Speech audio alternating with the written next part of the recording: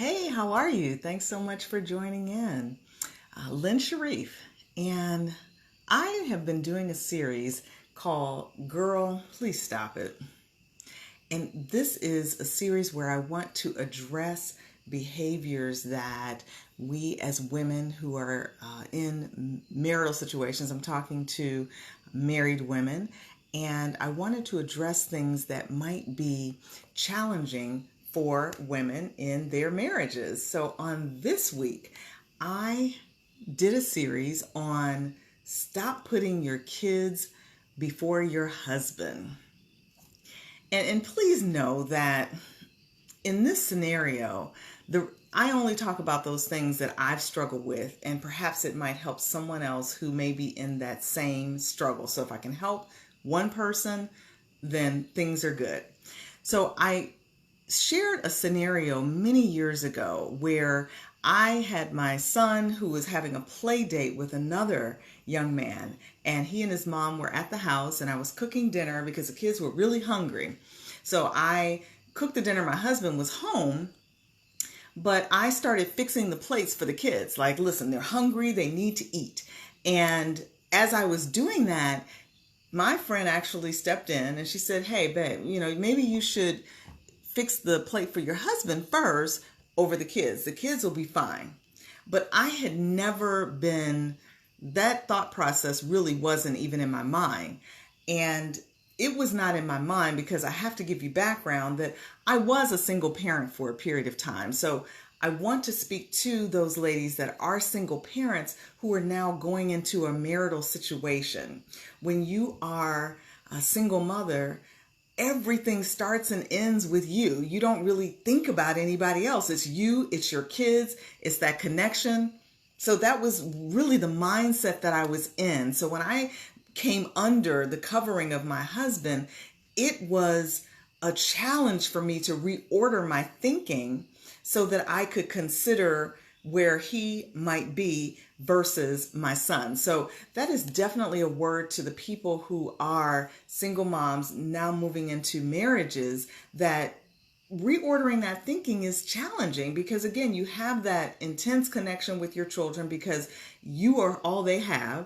But when you're coming into a marriage, it is absolutely a challenge to then begin to submit to the marriage and making sure that you place your husband in the right place. And so that was why I came up with this series to talk about those things. And we had great conversation this week. I asked several different questions. One of them being, how old was your child when you got them out of your bedroom? And I had, oh my goodness, from right away to people who darn near 10.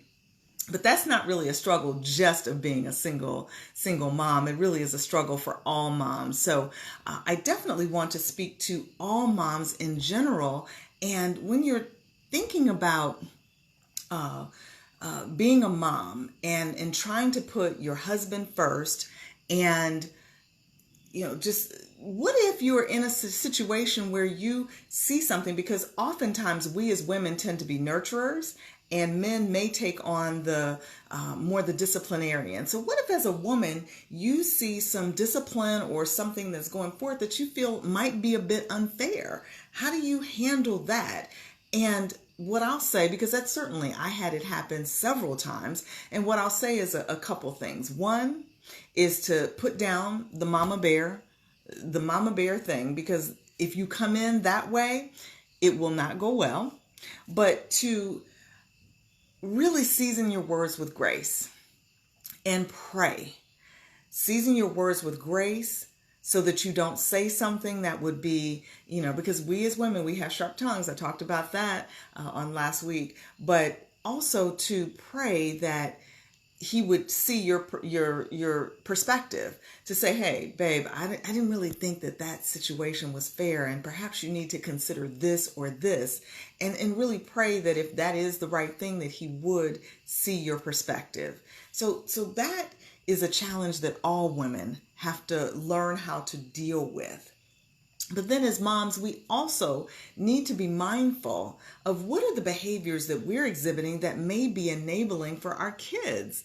And I can give you a scenario that is absolute. This was my story. So I met my husband when my son was about 2 or 3. And so while we were dating, he actually came over and my son went into the bathroom and then he called, "Hey mom, come on in." I went into the bathroom and then I came out and my then boyfriend was like, "So what was that?" I said, "Oh, well, when he goes into the bathroom, he gives me a call. If he's, had a number 2, he gives me a call, come in, he leans forward, holds onto my leg, and then I just wipe him. And that's what we do." He's like, "You do know that he will learn how to do that when he begins to itch." And so it was it was just what we did. It was what we did, and it seemed totally normal for me. And it was when he had that perspective that he was like, So listen, my son is now 25. I had a picture of him. He is 25. If he didn't wipe well, it may have been because of that, yeah.